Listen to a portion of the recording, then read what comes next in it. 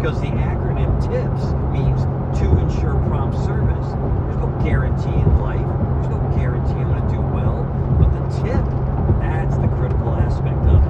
Tips. Yep. All right, Joey, tell me, how did you get to the #1 driver in the state? Now, tell me your credentials. Give us your background with Roosevelt. And 30 years of managing hotels, restaurants. I started as the assistant food and beverage director of LaGuardia, and that taught me a lot because little did I know that first job was critical because I had 150 union staff employees.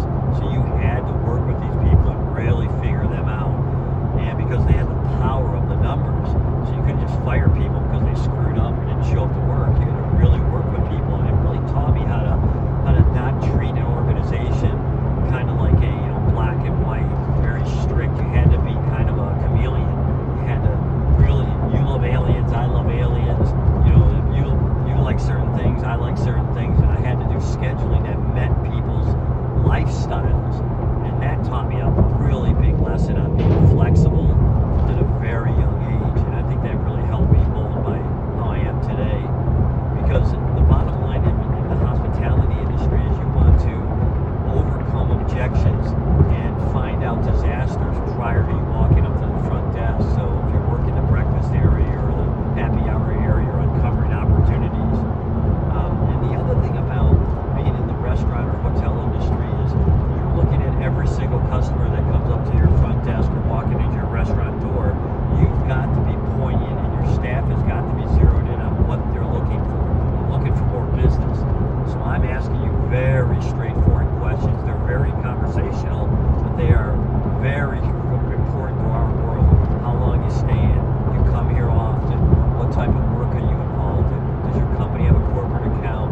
Let me set that up. What's your likes and dislikes? I want to do two things when I meet you. I want to find everything that you love, and I want to eliminate everything you hate.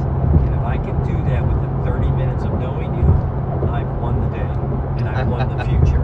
Well, Joey, what's the most interesting customer you've ever chauffeured around? Well, I've chauffeured a lot of stars. Billy Joel, Elton John, Jackson Brown, Cassandra. I've got two people in my world that I've met that have really impacted me. I took Jackson Brown out one day in Birmingham, Alabama. I was managing the Winfrey Hotel, and I took him out. His tour manager came to me and asked me if I had somebody that could take him incognito around the city to go to pawn shops and buy guitars. Now, I said I had no one that I would trust in that level, and they asked me, well, how about you? And I said, well, I could do it.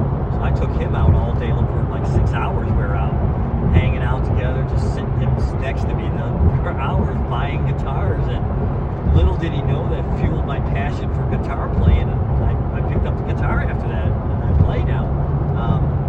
But him was one, and the other one was Elvira, Mistress of the Night, Cassandra Peterson. Oh my God. This little 4'11" dynamo, I love this because she owns her world. All the studios went to her years ago and tried to buy her likeness of Elvira, and she held out, and that woman is one of the greatest business women I have ever met. I bow to her. She's been in my presence only a few times, and each time I couldn't wait to see her and hug her neck. But that's the other thing, is that these people are very unique humans. These athletes and these musicians and these folks are very unique. They're different. They definitely are. When you sit near them and talk to them, you can tell there's something different with them. And not to say that the average human that comes across everybody's not unique and different, but maybe a little luck, maybe a little divine intervention. I don't know, but when you're around them, it's a different world. They digest information different. They spew very little. They talk in flowery language. I'm finding that the people that are very successful, that are movers and shakers of society, are zeroed in on their relationships, their business relationships, and they care deeply about their inner circle.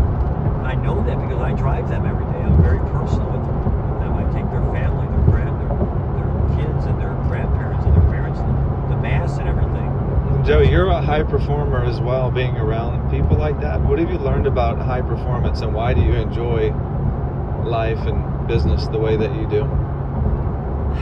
Okay, there's two different sides of the scale. I've been broke and I've had money. And having money gives you the option of being free to think about other great things. The thing that I've noticed, what I do in my life now, is that you've got to stay really focused in on very positive, motivated things. In other words, the stinking thinking has got to get out of your head. I always tell people I'd much rather be a thinker than a stinker. And what I mean by that is you can walk this world with that cup being half full or half empty, but that's a decision that you make. You get up every single day, you can look at the beauty in everybody, the positive in everybody. I know it's kind of cliche, kind of hammy, but I roll like that. My interaction with everybody, it's a set formula. I roll up, I smile real big, I wave real heavy. I want to build a relationship with people. What drives me is that success I have every 30 minutes. Imagine every single 30, 40 minutes of your day, you're getting another success. That's pretty cool. So what I try to do in the course of my day, it's even like driving. I break everything down into increments. This drive right here is 5 increments to it. 8 miles, all 8 mile increments. 8 miles from your house to the causeway, 3/8 on the bridge, another 8 to the airport. So I've got increments of 8 minutes, and I say certain things at each 8-minute interval.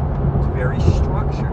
That's the other thing. I'm very structured. I do certain things every single day that fuel, and those are the M's: money, muscle, and music. So if I'm not playing music, learning new music, I'm not working on my body to increase my physical stamina, and if I'm not pulling a jack, what am I doing? Accomplishments are your day's goals, not tasks. Accomplishments are the only thing that matter at the end of the day. All right, so it's early in the morning. That was excellent, by the way. You should go speak somewhere. I would love to watch you. All right, 2 questions and we'll land the plane. First question. Your first impression caught my attention the first 10 seconds. How did you captivate my attention? I'm sure you've done it thousands of times. What was it about your first impression that was so differentiated from everyone else? When meeting you? Correct. Oh, well, there's a system. All right, so this was what I used to tell when I was on Ubers and my staff. When you pull up, we're going to make eye contact. If you've ever read a body language book, and that's standard reading, if you work for me, it's a body language book. Tanya Harding actually writes it. It's how to read a person like a book. I'm already looking at you, figuring out you're going to want certain things from me. And my first thing is a big high, a big smile. Raise your eyebrows, lift your head, turn your head slightly to show your carotid artery. Open your palms, smile real brightly. Run up to the person, grab their luggage, engage with them, introduce, hi, I'm Joey. It's really simple. It's a set formula. And once I gain that from you, I immediately start maneuvering my body, my stances to win you over. Like when you talk to men speak to each other side by side. Women and men speak face to face. When I'm talking to a guy, the other thing about a handshake, when I extend my hand, I'm not going to turn your palm. That shows a sense of dominance. I'm not going to over squeeze your hand. I'm not going to cup your hand. I'm not going to grab your elbow and bring you in.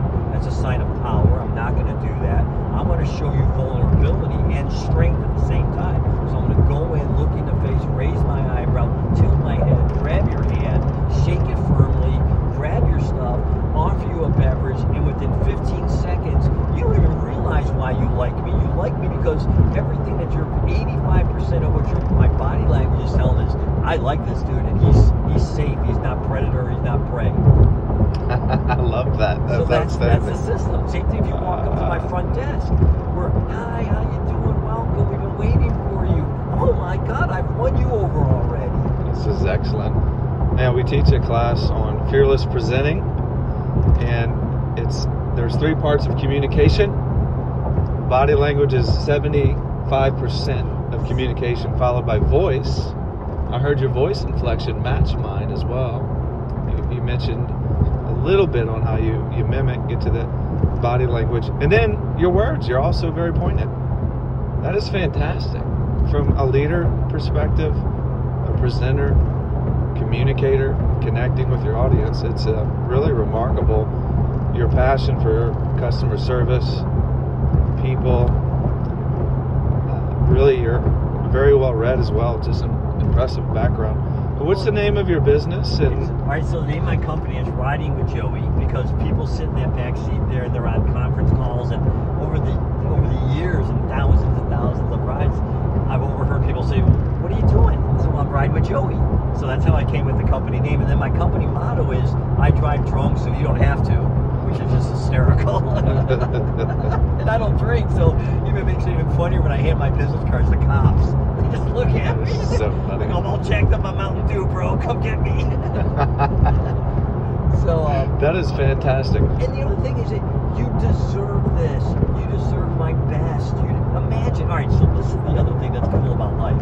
Imagine this moment on. If you meet every single person, your ticket agent, your baggage hand, the pilot, the stewardess, the person that checks you out of your hotel later, gets you around. Imagine if that person, that man or woman, is the number one person at what they do for a living. Imagine your day. Imagine the confidence, the enthusiasm that you're going to experience. So what I look at is that I'm going to lead you off with the greatest thing going, and I hope everybody falls in line after me. But do not underestimate. You will now judge every single ride against this ride today. And that's what I want you to remember when you call me back and you book me, and I schedule another ride, and I take care of your family, and I make sure they're fed and they're protected. The biggest compliment I get from my clients is, Joey's the only person I trust picking up my daughter and my wife late at night. This is outstanding. That's what you want to hear. That's, you said you asked me what fuels me, what motivates me. That's about it. That gets me. That you know what? I'm coming. Joey's coming to take care of you. Joey, thank you so much. I look forward to sharing this with all my friends. It's a real interesting thing to be in the morning. So.